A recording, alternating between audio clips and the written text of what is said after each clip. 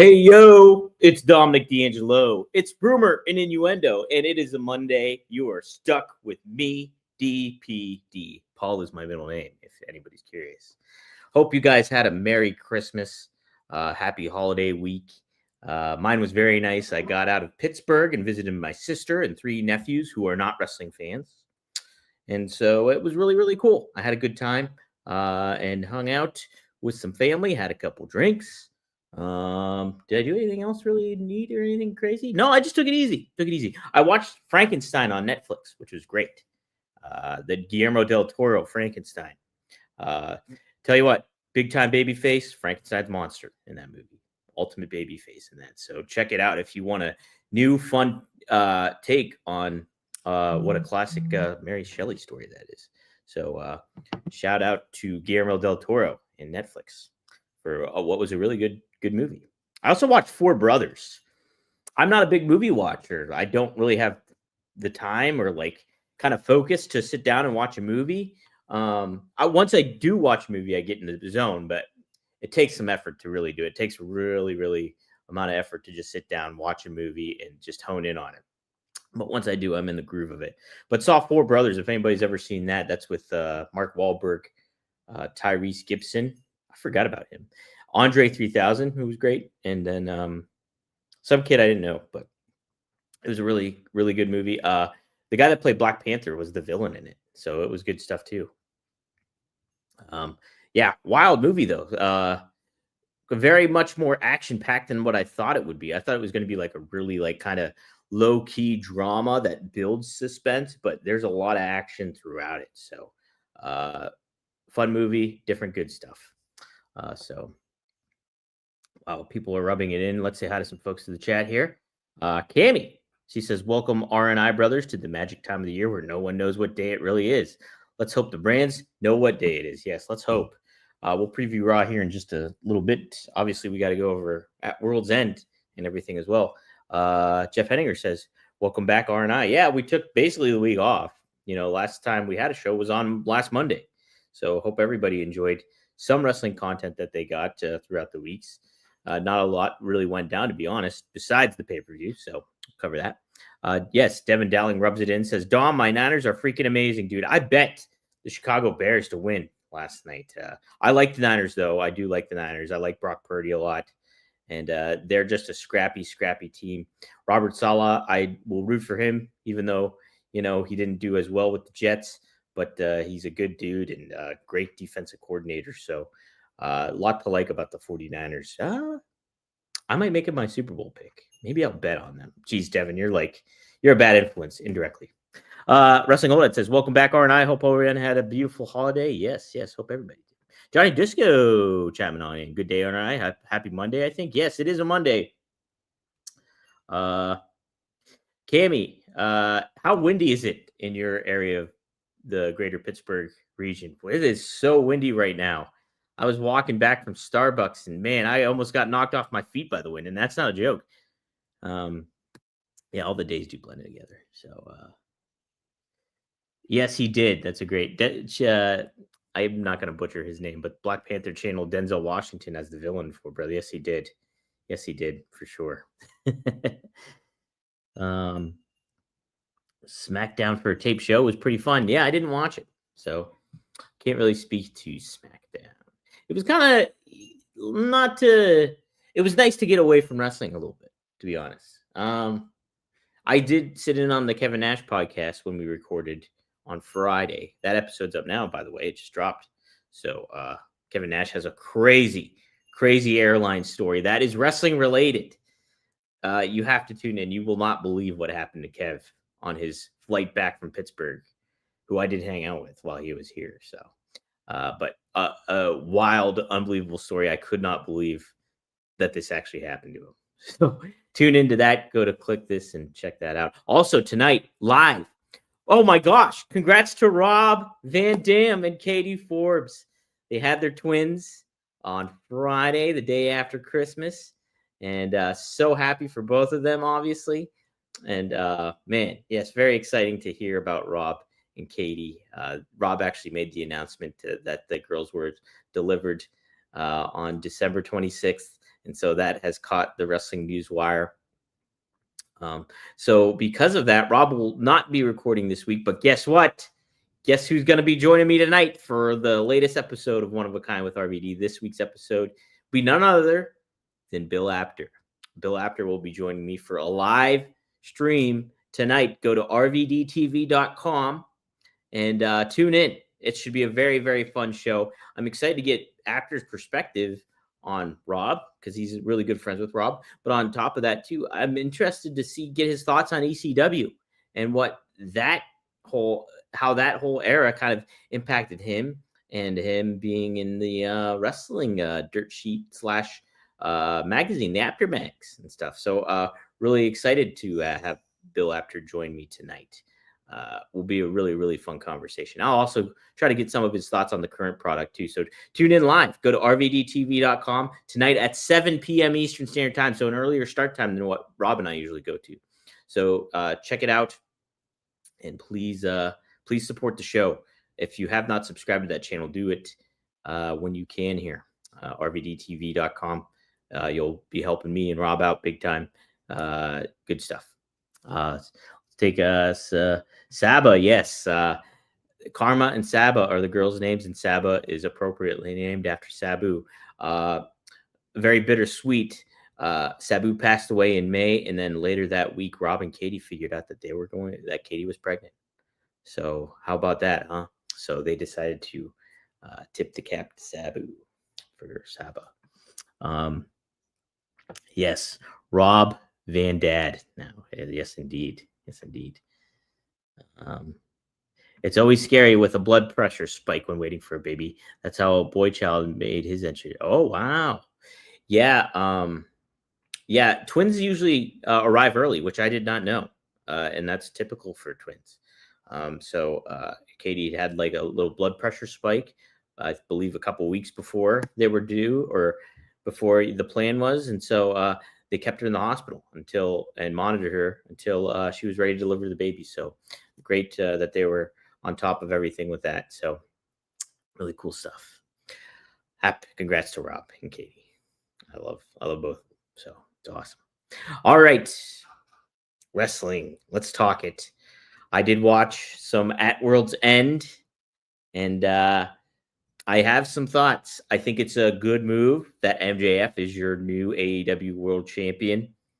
I think it provides some more options that Hangman wasn't doing, and for the title. And I think it just is too soon to maybe put it back on Swerve without anything really super intriguing going on with him at the time. And then on top of it, Joe is.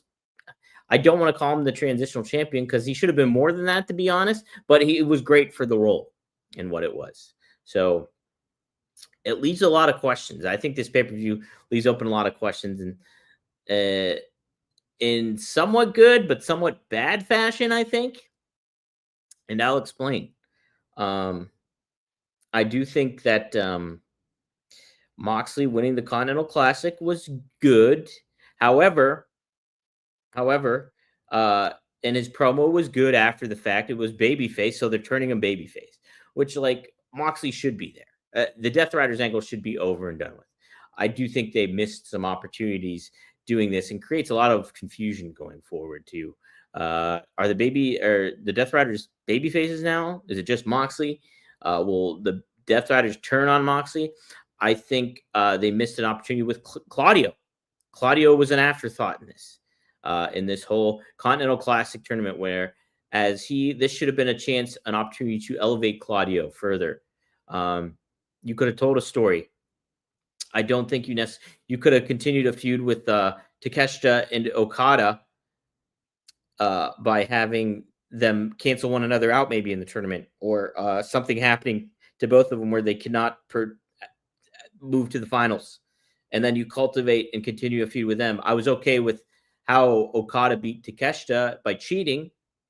I thought that was fine and clever, and basic wrestling like philosophy, storytelling philosophy that moves the feud forward. That doesn't give you a complete and utter finish. But I do think you also kind of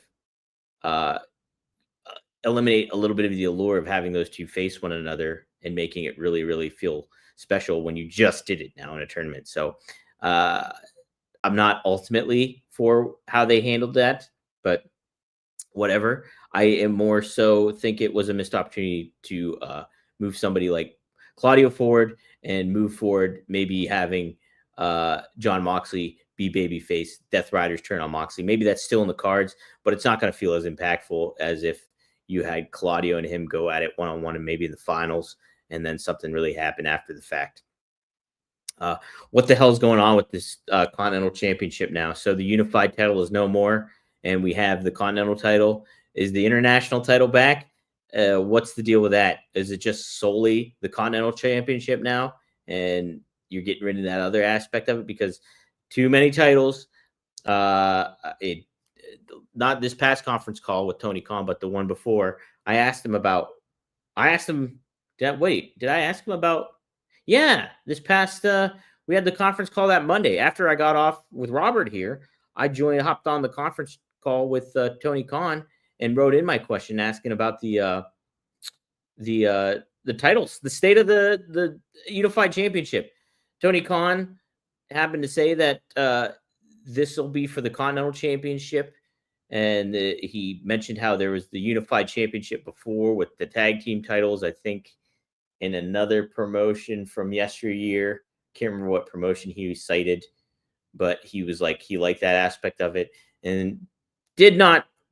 I could not follow up because I wrote it in, and but I wanted just a clear cut answer on what was the state of you're getting the Continental Championship, and then what's the status of the rest of the championships? What is at stake for this Continental Championship? And so he gave me an answer, but it wasn't like a clear cut answer. I was so confused still by the end of this, and I'm still confused after the pay per view, unless somebody happened to hear something that I didn't on the pay per view. So Wrestling Odad has a hot take. Moxley winning the C2 was actually a great story from what I picked out and had to dig.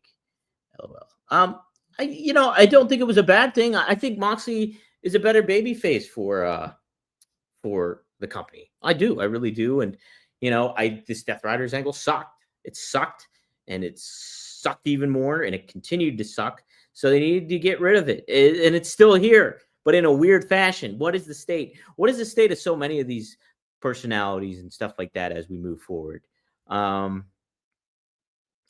far as the main event goes, like I said, I'm all for MJF having the title. He gives Rumor and you. Oh my god, I just said the show. He gives AEW a kick in the ass where it's needed, and I like nobody else could provide that at this moment in time. Like Swerve or Joe may be the closest. Hangman did not do that. Hangman, they have to he's got to go back and like reassess what got him over. And I don't think it's a lot that is it. You got to give him a sense of humor, and you have to allow him to embrace that and not be so serious. Like serious Hangman is a boring Hangman. He really is. I like the aspect where he was conflicted with drinking, but he was still kind of like fun. Like he would drink and then like beat somebody's ass, and then it was a good way to use Hangman. He was kind of the wild card of the elite in a lot of ways back when, and that's what made him fun.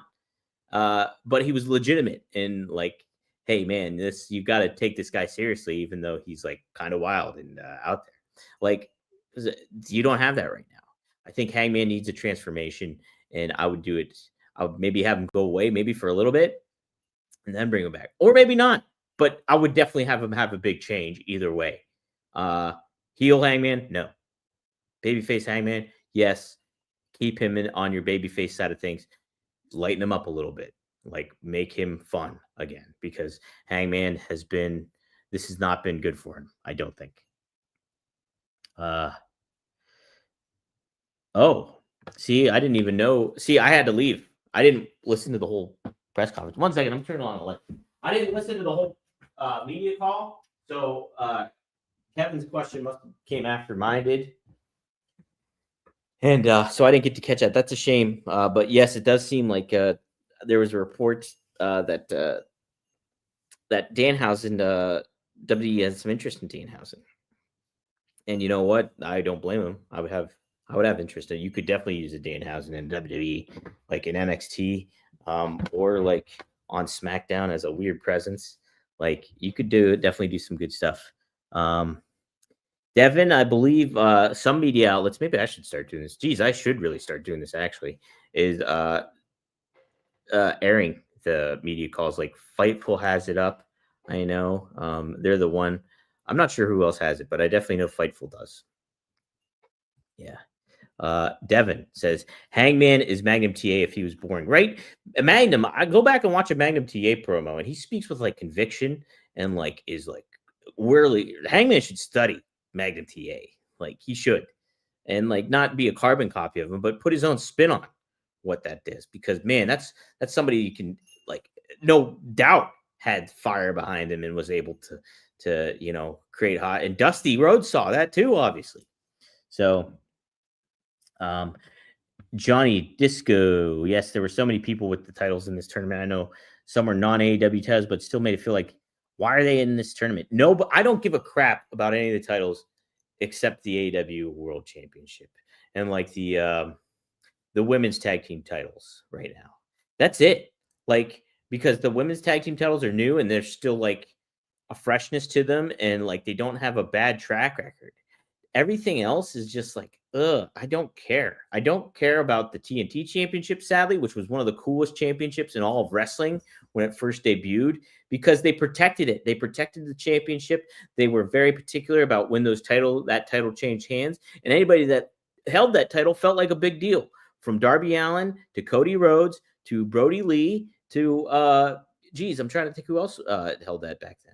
But those were like the three primary ones that I would really think about back then. And now it's just like they get tossed around like a hot potato. It's a shame. It's a real shame. AEW had something special with that, both those, and now it doesn't feel significant anymore. And those tag team, I watched that tag team street fight, just felt like an afterthought with FTR and the Bang Bang Gang. I'll touch upon the Bang Bang Gang here in just a second, though, because while that felt like an afterthought, I don't think those two should feel like afterthoughts. And I mean Austin Gunn and Juice Robinson, particularly Austin Gunn. What MJF presents in the main event scene makes you think of what AEW needs on its product. You need personalities. You need charisma. You need people that are great on the mic. Who is great on the mic, who's got charisma, and who's got a look is Austin Gunn. Give him a singles run. Just ride with him. And because the thing with Austin Gunn, too, is he has not been elevated to a point where he's been there and then they pulled him back. He's been a tag team champion with his brother. He's been like a popular mid-card act. But if you promote him and make him feel like one of your next bigger stars, there's opportunity there. There's opportunity there. And like, he's funny. He's got charisma. He's got in-ring talent. And there's a lot that you can do with somebody like Austin Gunn. I think that is somebody that, and like, he's a legacy star, so, and he's been with the company nearly since almost the beginning, it feels like. So that's somebody like, he's an AEW original.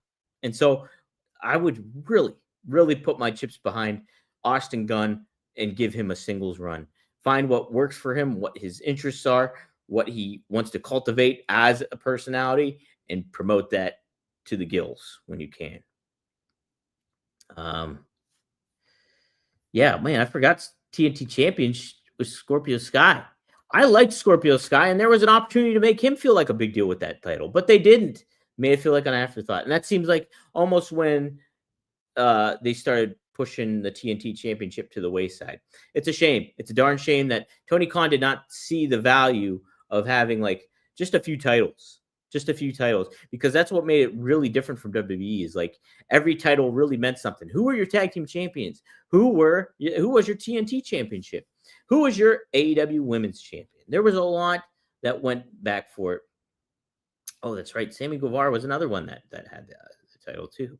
But yeah, I just think while some of this, I think they kind of corrected course with this World's End pay-per-view, but I don't think they really answered a lot of questions, and and it's not from an intriguing standpoint of, ooh, what's next? It's like, what's going on? That's what it is. It's not what's next. It's what the hell's going on here. And so AEW's got some work to do, as they always do. It's a shame.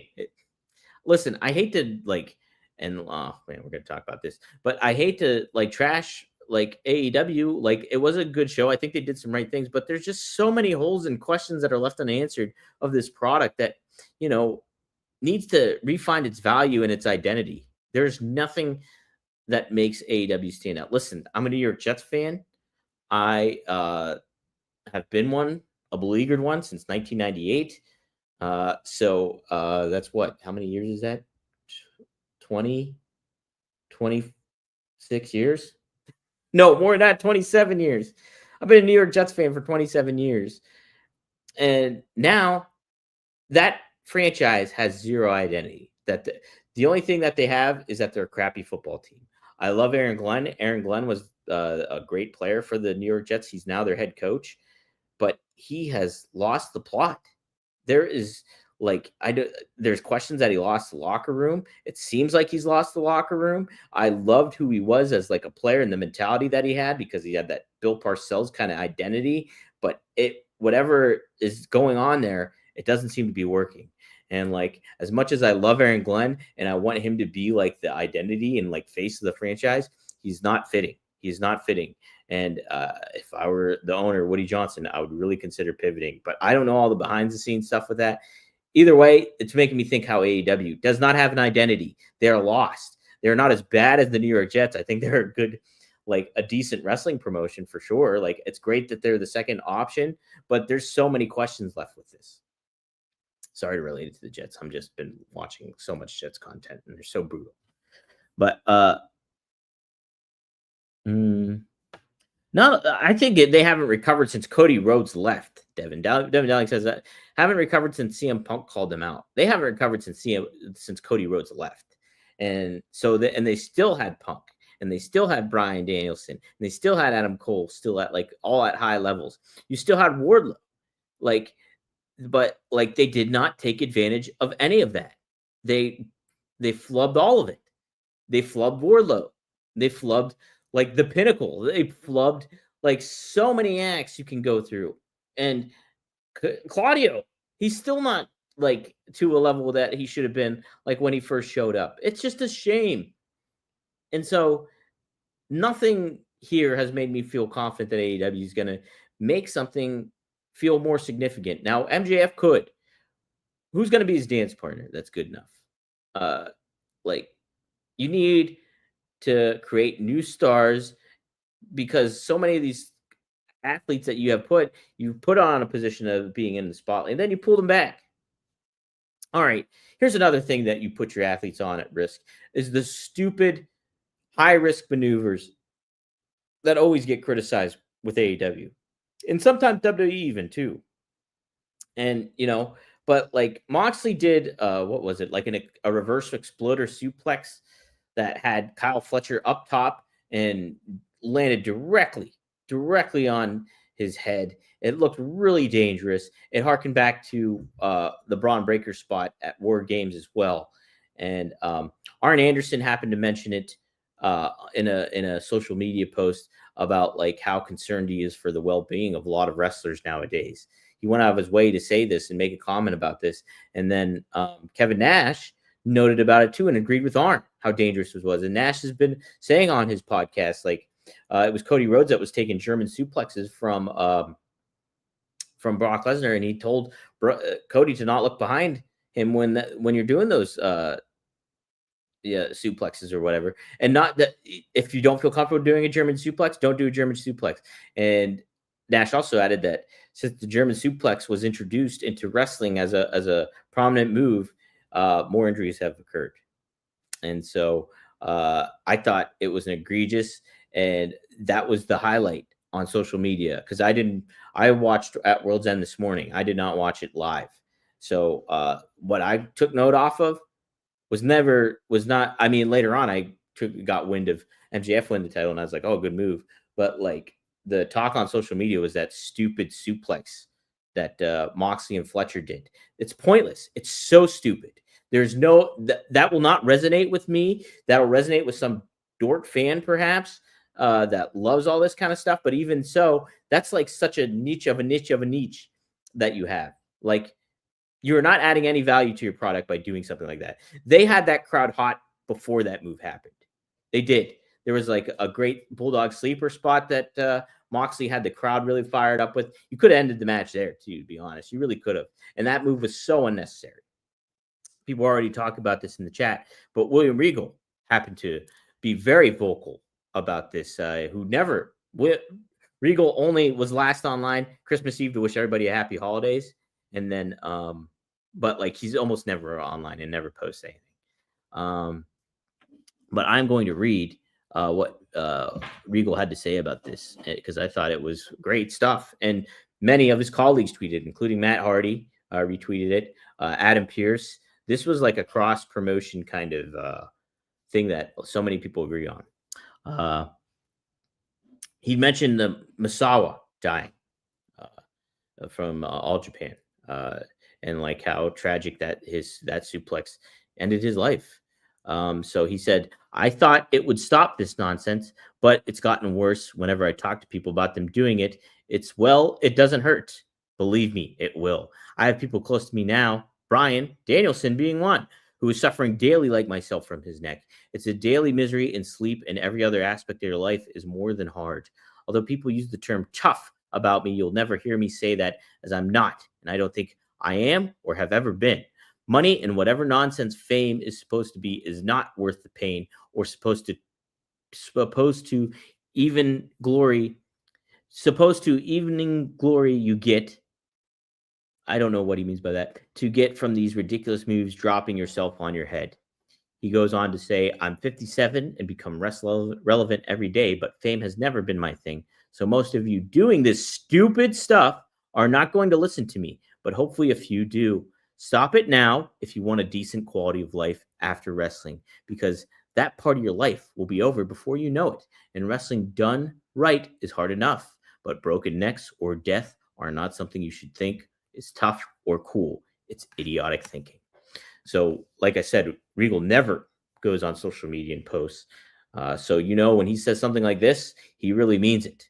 And it's almost like swearing, when you pick and choose your moments to swear. Like if you're like a parent or something and you want to really hammer home the point to your kids, you pick and choose your moments, maybe when to swear at your kids and be like, whoa, he means business. She means business. Better listen. And so this is what Regal's version of that is, hey, I'm going to tweet something and say it. So hopefully this does resonate with the younger talent, because guess what? Yeah, drugs and the bumps themselves back in the day and the road, everything like that certainly came into play at shortening wrestlers' lives in the 80s, 70s, and even 90s and early 2000s. Now, it's the movesets you got to be concerned about. It's the arsenal that you pick. It's the dangerous spots that you do.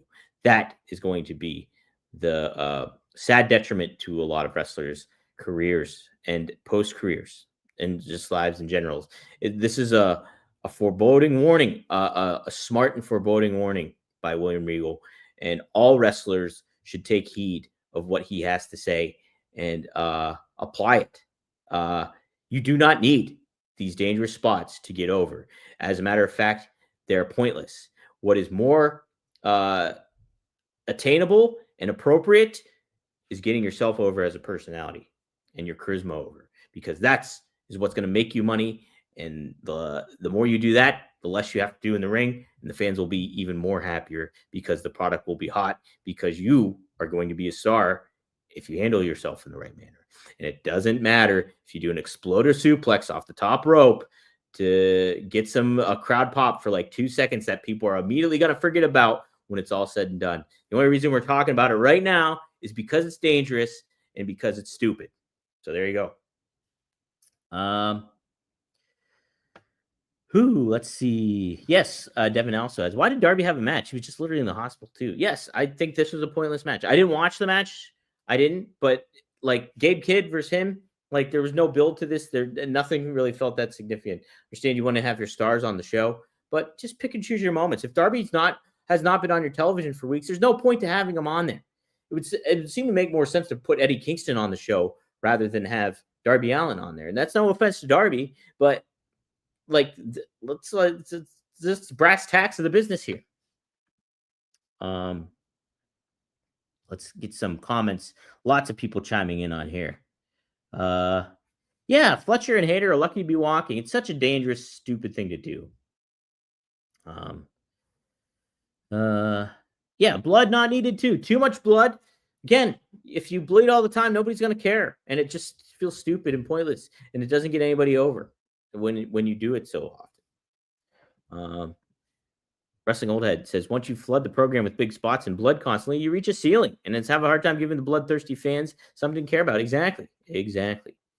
Wrestling Old Head also adds, dial it back and trickle it every once in a while, and they'll get some backlash from diehard fans, but long term, it's great for the wrestlers and the company overall. Yes,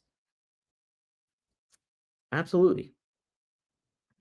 Cammy says, you see the old timers who can't walk. Why isn't that a cautionary tale? That's right, Cammy. And like the other aspect of that too is they didn't do those kind of moves. They did some dangerous spots here and there, but it was the wear and tear of the road, the ring, the constant wrestling like that really did it. And they were more safe about some of this stuff. They protected themselves in as much as they could in the ring when it came to that stuff. So even the basic foundational formats of pro wrestling is still dangerous to do long term for your body. So imagine just doing stupid crap like what Moxley and Fletcher did. It's dumb. It's dog s dumb. Wrestling All That says if AEW keeps this pace, they'll push the wrestler to do something for a reaction that might be irreversible. If you know what I'm saying. Look. I hope that doesn't happen. But if you do not put like a what is it called? Like a cap on what these wrestlers are doing to themselves, you run that risk. You run that unfortunate, sad risk that could potentially happen. Look at the biggest star AEW has, Mercedes Moné. She does nothing in blood and guts like she didn't need to. Absolutely, she didn't need to. And yeah, they also had 100. Look at MJF and how over he is. Right? He gets it. He does all the Jackie Fargo, like the Fargo strut. He does like all these classic heel stuff. He's pulling back from yesteryear where people don't utilize it as what they should be doing. It's a shame. Just that's what would make it so much more intriguing. Get your personalities over. And that's why I'm saying put somebody like an Austin Gunn at the forefront here more because he's got a personality. And that's what you should be riding with if you're AEW. You got to get away from trying to impress all these people with move sets and everything like that. And I know Tony Khan's a big fan of the athleticism and everything. And that is certainly a part of the sport. But like really pick and choose your moments. Make you those wrestlers that, are good at it and you can maybe do it safe. And I'm just throwing it like Speedball Mike Bailey. I don't know how safe he is with it all, but he's definitely athletic, obviously. And he's hopefully he protects himself in certain manners, but like so many people take high risk maneuvers that are just pointless. I would get somebody like Crowbar as an advisor to your product. Crowbar is a physical therapist. Crowbar has prolonged his wrestling career into his 50s. And he still wrestles great. I just saw him at SummerSlam wrestle Effie in what was like somewhat of a brutal match because it was GCW because there was glass strewn around the ring, but that wasn't there. That was the match before. Like Crowbar wrestles a safe style, and somebody like Crowbar, if I were Tony Khan, I would get him in the mix and be like, okay, this is the moves you should not be doing. This is the moves you can be doing. Get yourself over in different manners. Like Crowbar does some impressive stuff for his age, and does it safe. I'm going to make a clip of this, and yes, I will make this suggestion online straight up. So that's what you should get. You got to get Crowbar in there. Jeff Henry says, how else are you supposed to get 7-star matches if somebody, it's ridiculous. It's people going by a match rating system, and even Meltzer said himself, like his rating system is just subjective. It's his decisions on how it is. Like, for wrestlers to lean on, I want a 5-star match or I want, 7-star, 6, it's pointless. I do not care about 5-star matches. I care about and that's based off of ring quality and stuff like that and work quality. Look, I'll tell you what's a 5-star match is Rock versus Hogan, WrestleMania 18. That's a 5-star match to me. So, let's see. Devin says Crowbar's a great pool. Devin Storm's the best. Yes, he is. Wrestling Old Ed says I love Devin Storm and Ace Darling. Yep. I wonder what Christopher Nowinski thought about those spots. Yeah, I'm sure he did not like them. He just posted something online yesterday, like I think where he suffered his career-ending injury or got a really bad concussion. It was like a little video montage that he had. So, yeah, it's a lot of questions going on. All right, let's preview Raw real quick before we get out of here. Raw is hailing, I believe, from Orlando, Florida. Now, I'm going to be forthright. I don't know. Is this show taped or are they live? Because they were doing a holiday tour over the weekend. They were actually, WWE was in Pittsburgh. And I know on SmackDown, that's going to be live from Buffalo, but that's after the new year. So is this Raw pre-taped? Somebody can help me out. I kind of have a hunch that it is because it says The Vision, Paul Heyman, Bronson Reed, Braun Breaker, Logan Paul, and Austin Theory are set to open the show. So I'm thinking that it is previously taped, but I'm not positive on that. Speaking of Austin Theory, we're going to have him go up against Rey Mysterio in singles action. I will also be forthright and say I did not watch Raw on Monday. It is live. Cammy says it's live. So, okay. So Cammy says it's live. So it must be live then. Okay, good. Yeah, I did not watch Raw last week, so I did not catch the follow-up to the Austin Theory stuff, but it doesn't sound like it really hit that well from what I heard. You know, like, okay, he's part of the Vision. It's just a lot of stagnancy right now. Like, wrestling is kind of in a flat mode. I know it's the end of the year and everything, but it's just like, what's going on? What is Cena's gone? Who's the next stars coming up on the rise? Nothing feels like really in place right now. Nothing feels like a big deal. And yeah, I don't know if it's just that time of the year. I think it's a combo of both, to be honest. Like, there's just nothing happening. Here we go. Let's take a look. What else is on the tap here? We got the AEW World Tag Team Championships, Dragon Lee and AJ Styles. So maybe this will be intriguing. They're taking on the Usos. Like to see a good storyline ripple happen in this one, whether the Usos win or lose. Let's further something here with Jimmy and Jay. Maybe some heel turnish tendencies start to happen with Jay Uso after they lose, potentially, hypothetically, or whatever. And we'll see what happens there.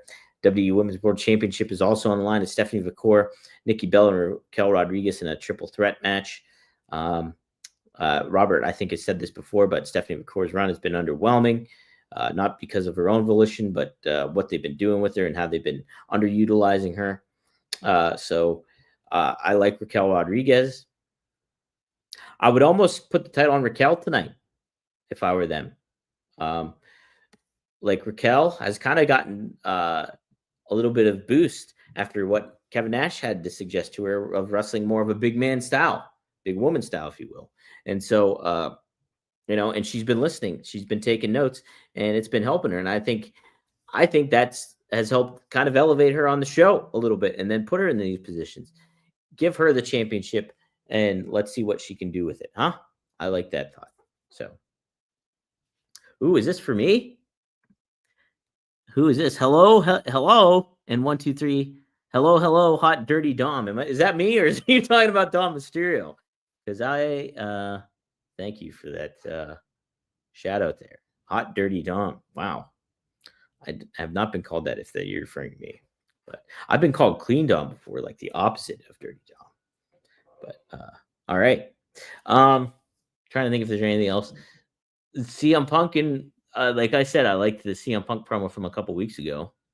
And again, I don't know. I did not watch Raw, so I don't know how they followed up with it ultimately.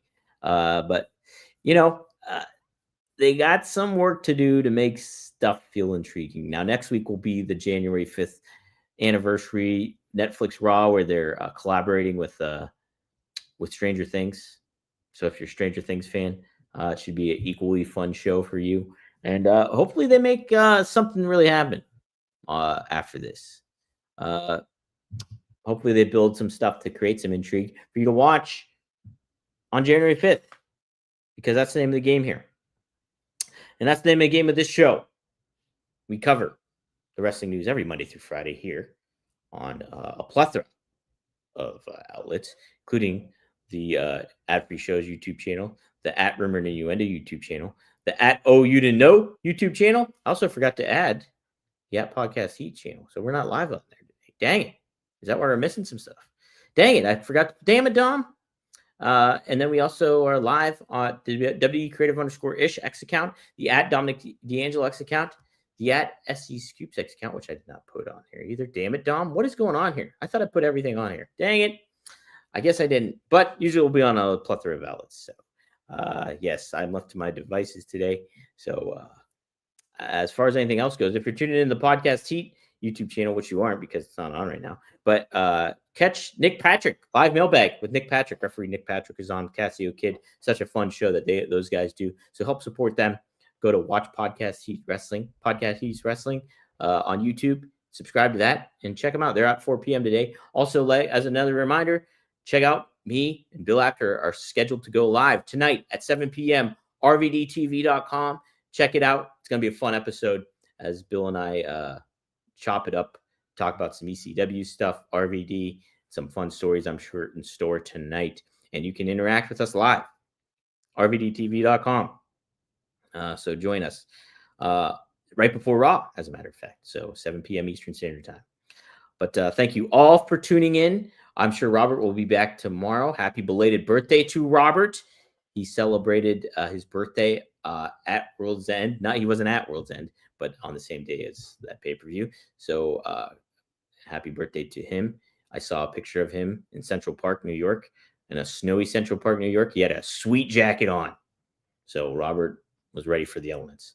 All right. Thank you all for being with me, ready for the elements. I'll see you tomorrow here on Rumor and Innuendo. Best of luck in your future endeavors. And stay out of the wind, everybody. It is windy here in the Steel City of Pittsburgh, Pennsylvania. Woo-wee.